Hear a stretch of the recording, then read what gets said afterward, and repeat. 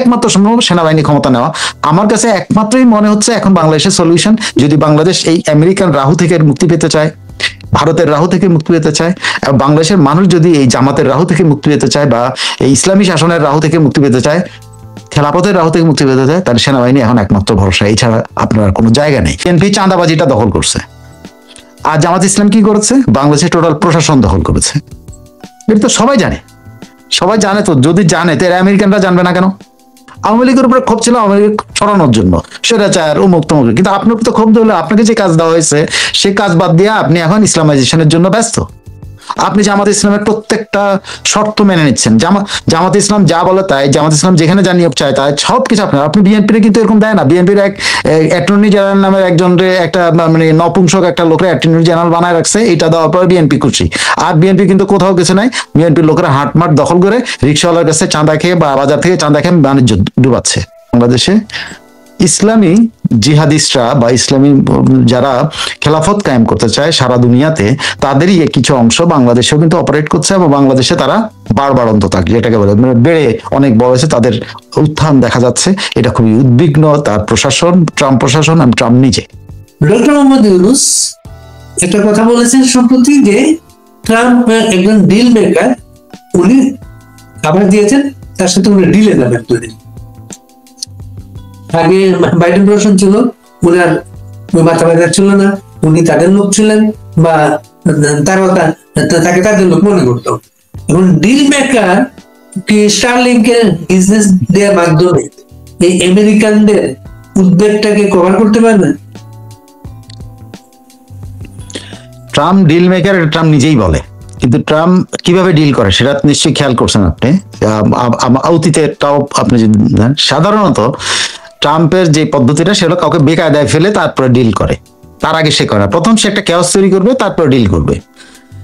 এখন তো ট্রাম্প উনি যেভাবে ভাবতেছেন যে একটা খুব সুন্দর পরিবেশ তৈরি করে ট্রাম্প ডিল করবে, এটা অসম্ভব। আপনি রিসেন্টও যদি আপনি ইউক্রেনের ঘটনাটা দেখেন, উনি ইয়ে করবেন, কি বলে, শান্তি আনবেন ওই এলাকায়, পিস করবেন, ডিল করবেন, সবকিছু করছেন, কিন্তু করছেনটা কি?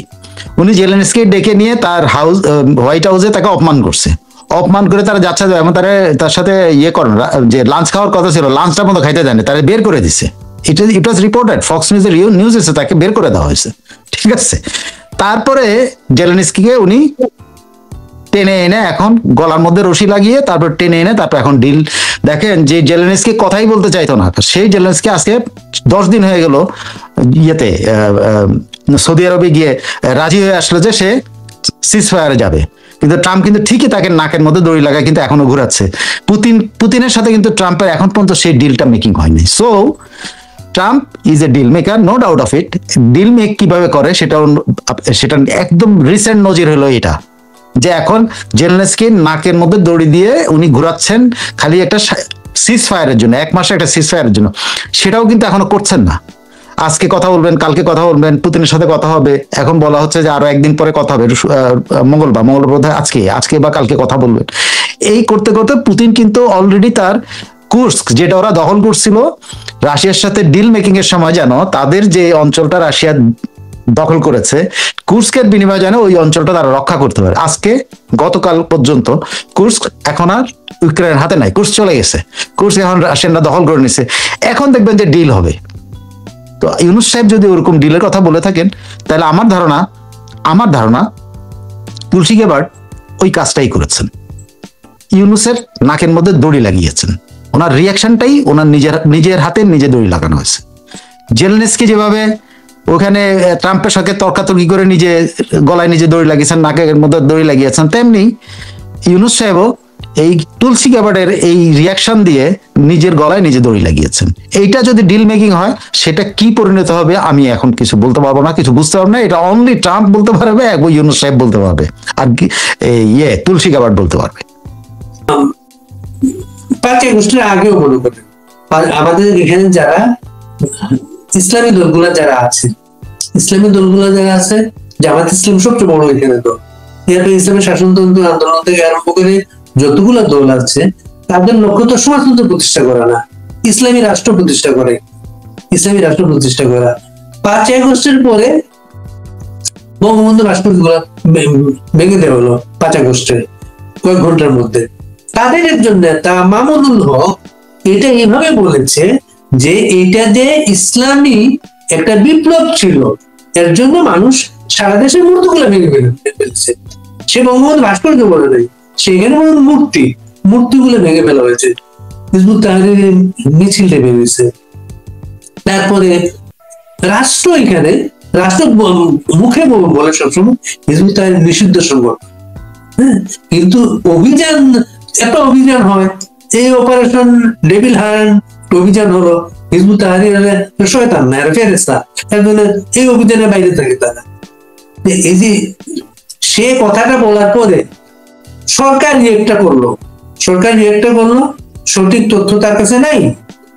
এটা কি আপনি কিভাবে মনে হয়?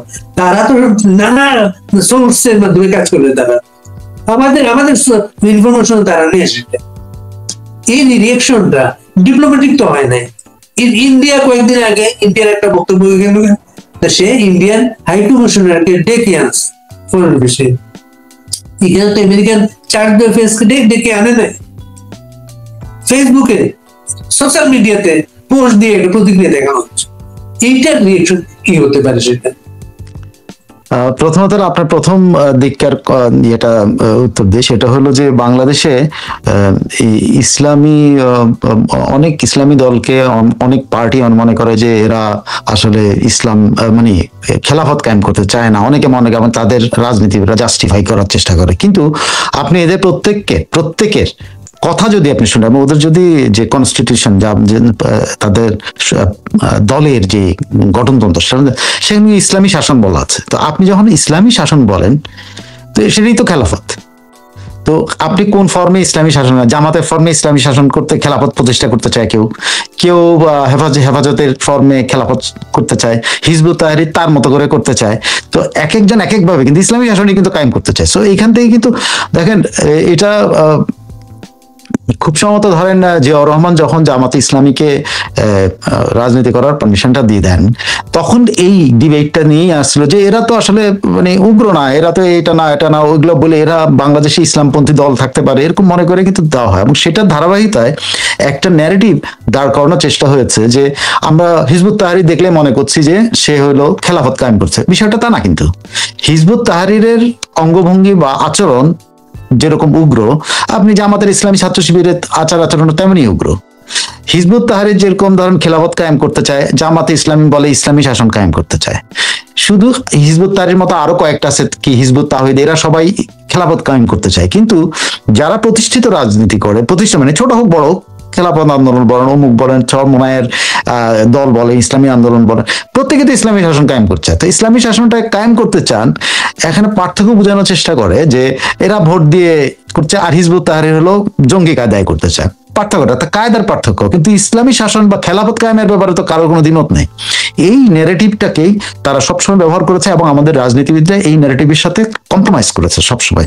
এটা মুক্তিযুদ্ধের পক্ষের রাজনীতি বল, এটা জিয়াউর রহমান শুরু করেছেন, কিন্তু মুক্তিযুদ্ধের পক্ষের রাজনীতিবিদরাও একই রকম করছেন। এনারা কিন্তু সামনে আসেন, আই হ্যাভ সিন, আমার মানে young age I have seen সাইদির, আমাদের এলাকায় সাইদির যে কি বলে আলোচনা সভাটার কি বলে ওয়াজ মাহফিল অর্গানাইজ করছে লোকাল আওয়ামী লীগ নেতা। এটা আমার মনে আছে। এবং কেন আমার মনে আছে এই জন্য যে ওই মাহফিল আমরা ভাঙতে গিয়েছিলাম, ভাঙার কারণে আমরা অ্যারেস্ট হয়েছিলাম, কিন্তু লোকাল আওয়ামী লীগ কিন্তু আমাদের নাম দিয়ে আমাদেরকে অ্যারেস্ট করাইছে যাতে আমরা মাহফিল ভাঙতে না পারি। This what I have scene, এটা আমার প্র্যাকটিক্যাল এক্সপিরিয়েন্স। আমাদেরকে ধরে নিয়ে থানা রেখে দিচ্ছে যে আমরা যেন মাহফিল ভাঙতে না পারি, আমাদের আটকে মাহফিল শেষ হয়েছে আমরা ছেড়ে দিছে, কিন্তু আমাদেরকে এটা কে করছে? আওয়ামী লীগের নেতারাই করেছে। সো এই ন্যারেটিভটা কোনো না কোনো ভাবে আমার মনে হয় আমাদের মজ্জাগত, যে ইসলামের কথা বলে আমরা এক ধরনের মনে হয় ওকে দিয়ে দিই, কি বলে ইমিউনিটি দিয়ে দিই, যে উনি যেহেতু ওনার গায়ে থেকে গোলাপের গন্ধ বেরোচ্ছে, উনি যেহেতু একটা মানুষ বলছে, উনি যা বলবেন, হুজুর যা বলবেন হুজুরের থেকে আর কথা বাইরে যায়। কিন্তু ঘটনাটি তা না। আপনি যে আরেকজন রাজনীতিবিদদের মতবাদ নিয়ে যদি আলোচনা সমালোচনা করতে পারেন, হুজুরের কথা আলোচনা সমালোচনা করা যাবে না। কারণ শুধুমাত্র আপনি হিজবুত তাহরীর আপনি বললে হবে যে হিজবুত তাহরীর একমাত্র কিনা যে জঙ্গি সংগঠন এবং তারা ইসলামী শাসন কায়েম করতে চায়, তারা খেলাফত না, তা না। জামাত ইসলাম করতে চায়, যে জামাত ইসলাম আজকে সরকারের অংশীদার। আপনি নিশ্চয়ই জানেন, বলা হয় যে বিএনপি সারা বাংলাদেশের এই হাটঘাট দখল করছে, মানে বিএনপি চাঁদাবাজিটা দখল করছে। আর জামাত ইসলাম কি করেছে? বাংলাদেশের টোটাল প্রশাসন দখল করেছে। এটা তো সবাই জানে, সবাই জানে। তো যদি জানে তো এরা আমেরিকানরা জানবে না কেন? আমি আপনার সাথে এই করে দেখেন, আমি যদি জানি যে এরা এই, তাহলে আমেরিকানরা জানবে না কেন? কারণ সোর্স তো একটা, সোর্স তো একই জায়গা থেকে তো ইনফরমেশন। এখন আমরা একটা ন্যারেটিভ দিয়ে তাদেরকে ইমিউনিটি দিয়ে দেই, যে কারণে আমরা মনে করি না তারা খারাপ না, জামাত ইসলাম হলে খারাপ না, তারা রাজনীতি করছে, গণতন্ত্র হচ্ছে, করছে। কিন্তু আমেরিকানদের কাছে কি? আমেরিকানদের কাছে কিন্তু সে ইসলামী শাসন কায়েম করতে চায়, আর আমেরিকা চায় যে পৃথিবীর কোথাও যেন ইসলামী শাসন না হয়। ইসলামী শাসন ইরানের বিরুদ্ধে, ইরান তো কোনো জায়গায় সন্ত্রাসী কর্মকাণ্ড সরাসরি করতেছে না, তো আমেরিকা কেন ইরানকে সারাক্ষণ ধমকের উপরে রাখে? কারণ ইসলামী শাসন, তাই না? ওরা তো খেলাফত করে নাই। ইরানের তো ওদের প্রেসিডেন্ট আছে, প্রাইম মিনিস্টার আছে, ওদের সবকিছু আছে, ওরা তো খেলাফত আইন করে নাই। তাহলে যুক্তরাষ্ট্র কেন ইরানকে অপছন্দ করে? কারণটা হলো যুক্তরাষ্ট্র একটা জিনিস বোঝে, সবকিছুর মূলে কিন্তু যে একটা ধর্মভিত্তিক শাসন ব্যবস্থা কায়েম করা। তো এই জিনিসটা বুঝার জন্য কি এটা তুলসী গ্যাবার্ড লাগবে? এই জিনিসটা বোঝার জন্য কি ট্রাম্পকে লাগবে? এই জিনিসটা বোঝার জন্য আমার প্রধান উপদেষ্টার কাছে ব্যাখ্যা নিতে হবে? এই জিনিসটা বোঝার জন্য প্রধান প্রেস সচিবের কাছে আমার ব্যাখ্যা নিতে হবে? আমার মনে হয় আমরা এটা ঠিক, আমাদের সাধারণ জনগণ এই ন্যারেটিভের মধ্যে আটকে আছে। কিন্তু আপনি তো এই জিনিসটা বুঝি। আরেকটা ব্যাপার হলো যে এই জিনিসটা যখন আমেরিকানরা বলে তখন আপনার গায়ে এত লাগে কেন? বা আপনি কেন তাকে বললেন অসত্য? আপনি বললেন যে ঠিক বলে নাই, সমস্ত ন্যারেটিভ ভুল। একই কথা আমি আপনি বলি যে তুলসী গ্যাবার্ড যেই সোর্স থেকে ইনফরমেশন পেয়েছে, সেই সোর্স আপনাদের এই সরকারকে ক্ষমতায় বসানোর জন্য, আওয়ামী লীগকে ক্ষমতাচ্যুত করার জন্য একই সোর্সই তো ব্যবহার হয়েছে, একই সোর্সের ইনফরমেশন। একই পলিটিক্যাল অ্যাডভাইজার কিন্তু চাকরি করতেছে, যে পলিটিক্যাল অ্যাডভাইজার আওয়ামী লীগের শাসনামল করার জন্য, ধ্বংস করার জন্য কাজ করেছেন, সেই একই পলিটিক্যাল অ্যাডভাইজার কিন্তু এখনো ইনফরমেশন দিয়ে যাচ্ছেন, এখনো অ্যাডভাইস করে যাচ্ছেন। তো একই লোক তো, তাহলে তথ্যের সোর্সটা একই লোক, যে এক সময় গত সরকারের বিরোধিতা করছে, আবার এই সরকারের সময় এসে তথ্য যে এখন আপনি সেটা মানেন না। আগেরটা কিন্তু আপনি মানছেন। আগে যখন আওয়ামী লীগের বিরুদ্ধে সব তথ্য ব্যবহার হয়েছে তখন আপনার কাছে ঠিক ছিল, এখন যখন আপনার বিরুদ্ধে এক তথ্যগুলি ব্যবহার হয়েছে তখন বলেন এটা ঠিক না, এটা দ্বিচারিতা না। এটা আপনি কি মনে হয় যে বাংলাদেশ থেকে, বাংলাদেশ আওয়ামী লীগ ক্ষমতা থেকে চলে যাওয়ার পরে আমেরিকান এম্বাসি সব স্টাফের চাকরি চলে গেছে, বা আমেরিকান সব স্টাফকে অন্য জায়গায় ট্রান্সফার করে দেওয়া হচ্ছে? অল দ্য সেম, তার একই লোকেরাই কিন্তু এখন আছে। যদি একই লোকেরাই থাকে, একই লোকের ইনফরমেশন দিয়ে যদি আগে আপনি ক্ষমতায় আসার জন্য সকল তথ্য ব্যবহার করতে পারেন, এখন ক্ষমতায় আসার পর যখন আপনার বিরুদ্ধে কিছু ইনফরমেশন যায় তখন কেন আপনি অস্বীকার করতে যান? এবং এই যে আপনার প্রবণতাটা, এটাই তো আপনাকে করবে, এই দেশটা, শুধু আপনাকে না, দেশটাকে বিপদে ফেলবে। কারণ এখন তো আওয়ামী লীগ নাই ভাই, এখন তো আপনার উপরে তারা ভরসা করেছিল, সে আপনার উপরে তারা ভরসা করে এখন আপনার থেকে এই জিনিসটা পাওয়ার পর তারা তো স্বাভাবিকভাবে ক্ষুব্ধ হচ্ছে, কষ্ট পাচ্ছে। আওয়ামী লীগের উপরে ক্ষোভ ছিল আওয়ামী লীগ সরানোর জন্য, সেটা চায় অমুক তমুক, কিন্তু আপনার উপরে তো ক্ষুব্ধ হলে আপনাকে যে কাজ দেওয়া হয়েছে সে কাজ বাদ দিয়ে আপনি এখন ইসলামাইজেশনের জন্য ব্যস্ত। আপনি জামাত ইসলামের প্রত্যেকটা শর্ত মেনে নিচ্ছেন, জামাত ইসলাম যা বলে তাই, জামাত ইসলাম যেখানে যা নিয়োগ চায় তাই, সবকিছু আপনি বিএনপির কিন্তু এরকম দেয় না। বিএনপির এক অ্যাটর্নি জেনারেল নামের একজনরে একটা মানে নপুংসক একটা লোকের অ্যাটর্নি জেনারেল বানায় রাখছে, এটা দেওয়ার পরে বিএনপি খুশি। আর বিএনপি কিন্তু কোথাও কিছু নাই, বিএনপির লোকেরা হাটমাট দখল করে রিক্সাওয়ালার কাছে চাঁদা খেয়ে বা বাজার থেকে চাঁদা খেয়ে বাণিজ্য ডুবাচ্ছে। কিন্তু বিএনপি কিন্তু এই কাজটা করে নাই, যেটা জামাত করেছে। তো ইসলামাইজেশনের জন্য তো ওরা এক স্টেপ আগে আছে। ওরা কেন এখন দেখেন তাদের তারা কিভাবে আরেকটা নতুন পার্টি আছে, যে পার্টির প্রধানরে কিভাবে চুমু খায় দেখছেন, চুমু কাণ্ডটা কেমন দেখছেন, কিভাবে একেবারে মনে হয় যেন। সো তারা কিন্তু তাদের শেকড় সর্বত্র ঢুকিয়েছে। বিএনপির ভিতরে তো শেকড় আছেই, কিন্তু সেটা খুব স্ট্রং না। কিন্তু এখন নতুন পার্টি, আপনি বলেন, ওরা বলে যে আমরা ভবিষ্যতে, আমরা নেক্সট টাইম, এমন একটা ধারণা দেওয়া হচ্ছে যে আমাদের নেক্সট ইলেকশনে জামাতে ইসলাম তার কোন রকম অক্ষটক্ষ করে তারা ক্ষমতায় যাবে, একটা ধারণা তৈরি হয়েছে না বিএনপির বিরুদ্ধে। এটা কেন? কারণ তারা এই ধারণাটা প্রতিষ্ঠা করতে পারছে আমাদের সরকারের মাধ্যমে, এবং এই ধারণাটা এখন আমেরিকার কাছে গেছে যে আরে আমরা তোমাদেরকে হেল্প করলাম সরকার পরিবর্তনের জন্য, আর এখন দেখি তোমরা ইসলামী শাসন কায়েম করার ধান্দা করতেছো। শেখ হাসিনা তো ইসলামী শাসন কায়েম করার জন্য ধান্দা করে নাই, সে ইসলামী শাসন কায়েম যেন না হয় সেই জন্য সবকিছু করেছে। আর এখন এরা ইসলামী শাসন যেন কায়েম হইতে পারে সেই জন্য আপনি এই যে নতুন দলটার প্রধান ছাড়া আর বাকি যতগুলি চেহারা আপনি দেখেন, এদের কথাবার্তা সবকিছুর মধ্যে আপনি দেখেন না এরা উগ্র ইসলামী গ্রুপ। এখন এরা জামাত জানে যে সে জামাতের নামে ইলেকশন করলে সার্জিস 5 ভোটও পাবে না জামাতের নামে যদি করে, কিন্তু সার্জিস 50 ভোট পাইতে পারে আরেকটা দলের নামে করলে, তখন তার গায়ে ইসলাম। কারণ মানুষ, আমাদের দেশের মানুষ সবকিছুর পরে হোক, হুজুরে মুরগির ঠ্যাংটা খাওয়াই দিবে, কিন্তু হুজুরে ভোট দিয়ে কিন্তু মেম্বার বানাবে না। এটা কিন্তু আপনি দেখেন একদম গ্রামে গঞ্জে সর্বত্র।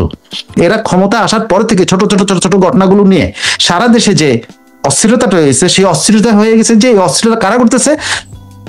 যারা ভারত বিরোধী। কারণ তারা স্লোগান দেয় সবসময়, যারা করতেছে তারা বলে যে দিল্লি না ঢাকা, দিল্লি না ঢাকা, সর্বশেষ ওই একটা স্লোগান ওরা ভর করে। যার ফলে সমস্ত ঘটনাগুলির সাথে ভারত বিরোধিতার একটা জোশ তৈরি করা হয়েছে। এখন এই জোশ থেকে তো সরকার আর বেরোতে পারতেছে না, এবং নিজেরাও উল্টাপাল্টা কথা বলে ভারতকে খেপাইছে। তো আপনি এই অবস্থায় এখন ভারতকে আপনি খেপাইলেন ভালো, কিন্তু আপনি আমেরিকাকে না খেপাইলেন ভাই। ভারত তো চাইবে না এখানে ইসলামী শাসন হোক। ভারতের জন্য যত রকম তার বলয়ে যত ক্ষমতা আছে সব ক্ষমতা সে ব্যবহার করবে। সে আমেরিকা ব্যবহার করছে ধরেন, তো সে তো তারটা আপনি করেন না কেন? আপনি আমেরিকাকে কেন রাখেন? এই আমেরিকা আপনাকে ক্ষমতায় বসিয়েছে, তো সেই আমেরিকাকে আপনি ম্যানেজ করতে পারছেন না কেন? এখন আমেরিকার বিরুদ্ধে আপনি যে স্টেটমেন্টটা করলেন, এই স্টেটমেন্টটার পরিণতি কি হবে? এটা নিশ্চয়ই একটা পরিণতি আছে, পজিটিভ পরিণতি। বাড়ি ভাই বলি, পজিটিভ পরিণতি হলো যে আমেরিকা একটা ওপেন চ্যানেল ওপেন করলো বাংলাদেশের সাথে নেগোশিয়েট করা। এটা হতে পারে, এটা কিন্তু একটা পথ আছে, কিন্তু হাইলি আনলাইকলি আমেরিকা রিয়াক্ট করতে পারে। রিয়াকশনটা কি হবে উই ডোন্ট নো। আর আমি সবসময় আশা করি বাংলাদেশের জন্য যেন ভালো হয়, যেন আমেরিকা আমাদের সাথে আলোচনার একটা চ্যানেল তৈরি করে, যেন এই যে বিষয়গুলো নিয়ে কোশ্চেন উঠেছে সেই কোশ্চেনগুলো বাংলাদেশের মনোভাবটা বুঝতে পারে, বাংলাদেশকে সে ব্যাপারে সৎ পরামর্শ দেওয়া, সুপরামর্শ দেওয়ার জন্য যেন তারা সুযোগ তৈরি করে, এটা আমি চাই। কিন্তু আপনি কিন্তু সেই পথটা বন্ধ করে দিয়েছেন। কারণ এই বন্ধ দরজাটা খোলার দায়িত্ব কার, কেমনে খোলা হবে আই ডোন্ট নো। মার্কিন চার্জ অ্যাফেয়ার্স কিন্তু সেনাবাহিনী প্রধানের সাথে দেখা করেছেন, করেন তার মাঝে মাঝে। বাংলাদেশে যদি আমেরিকানরা অ্যানয়েড হয়, ইসলামী রাষ্ট্রের বিরুদ্ধে বা খেলাফতের বিরুদ্ধে কোনো অ্যাকশনে যেতে চায়, তার এখানে কোনো বেজ নেই, তো তারা তো সেনাবাহিনীকে ব্যবহার করতে পারে। কিন্তু এই সেনাবাহিনী প্রধানই তো জামাতকে ডেকে পলিটিক্যাল পার্টির মিটিং গুলো ডাকলেন এবং প্রথম জামাতের কথা বললেন এবং নানা অ্যাপ্রোচে মনে হচ্ছে এই জামাতের সাথে সেনাবাহিনীর খুব ভালো একটা আন্ডারস্ট্যান্ডিং আছে, সেইভাবেই কাজগুলো হচ্ছে। আপনার কি মনে হয়? আমি আসলে আপনার এই বিষয়টার সাথে একদমই একমত হতে পারছি না। এই জন্য সেই দিনের ঘটনাবলী নিয়ে আমি খোঁজ নেওয়ার চেষ্টা করেছি, আসলে কেন এই ঘটনাটা ঘটেছিল, যে জামাতি একমাত্র বড় নেতা এবং অন্যদেরকে ওইভাবে হয় নাই কেন। আসলে ঘটনাটা হয়েছিল যে, এটা আমি শুনেছি এবং আমার ওই ঘটনার সাথে যারা অর্গানাইজের মধ্যে ছিল তাদের মধ্যে একজন আমার জানিয়েছে যে সেনাবাহিনী প্রধান যাকে দায়িত্ব দিয়েছিলেন এই রাজনৈতিক দলগুলোর সাথে যোগাযোগ করা, তিনিই আসলে এই কারবারটা করেছেন। এবং সেই সময় আসলে সেনাবাহিনীর প্রধান ওই সময় ঘটনা এত চলমান, তাকে এত ওই যে পিক অ্যান্ড চুজ করার সুযোগ ছিল না। সো তিনি আসলে এই অবস্থায় গিয়ে আসলে জামাত এরকম প্রজেক্টেড হয়েছে। কিন্তু সেনাবাহিনী বা সেনাবাহিনী প্রধানের ঘাড়ের মধ্যে যেটা আসছে যে জামাতকে উনি টেনে নিয়েছেন, ব্যাপারটা এরকম না। যেই অফিসারকে উনি দায়িত্ব, তিনি যাকে যোগ্য মানুষ যাকে দায়িত্ব দিয়েছেন, সেই আসলে এই প্রবলেমটা করেছে। সে বুঝে করেছে না বুঝে করেছে সেটা আমি বলছি না, তবে অনেকেই বলে সে ইচ্ছা করে করেছে। তবে এটা সেনাবাহিনীর পুরো সেনাবাহিনীর কোনো ব্যাপার না, সেনাবাহিনীর প্রধানেরও কিছু না। সো ইসলামী ধরেন যদি শাসন কায়েম বা খেলাফত কায়েম করতে হয়, আমি মনে করি যে বাংলাদেশ সেনাবাহিনী প্রথম অর্গানাইজেশন হবে, প্রথম প্রতিষ্ঠান হবে যে এটা প্রতিরোধ করবে। কারণ লাল বদর বাহিনী দুইটা হয়ে গেছে, কিন্তু এক লাল বদর বাহিনী কিন্তু এখন উল্টা স্ট্র্যাটেজি। এরা কিন্তু ওই গ্রুপটা যারা কাজ পায়নি, খেয়াল করে দেখেন, যারা গুরুত্ব পায়নি, একটা গ্রুপ হয়ে গেছে। এই ইউনূস সাহেব ওই ফক্করদের পাল্লায় পড়ে এই ঘটনাটা ঘটায় এখন কি হয়েছে, বাংলাদেশটা একটা গেড়া কলে পড়ে গেছে। আমরা আমেরিকানরা দেখছি যে ইউনূস একটা, তারা আমরা দায়িত্ব দিলাম আর সে এটা কি করলো, সে জামাতের খপ্পরে চলে গেল। এখন বেরোনো কিভাবে সম্ভব? এটা কঠিন একটা কাজ, কারণ আপনি অলরেডি এই লোকগুলিকে বিভিন্ন জায়গায় ক্ষমতার জায়গায় বসিয়ে ফেলছেন। এদেরকে রিমুভ করা এত সহজ কাজ না, সেটা আবার রাষ্ট্রের একদম খোলস উল্টা পাল্টা করতে হবে, আরেকটা বিপ্লব লাগবে। আবার এখানে একমাত্র সম্ভব সেনাবাহিনী ক্ষমতা নেওয়া।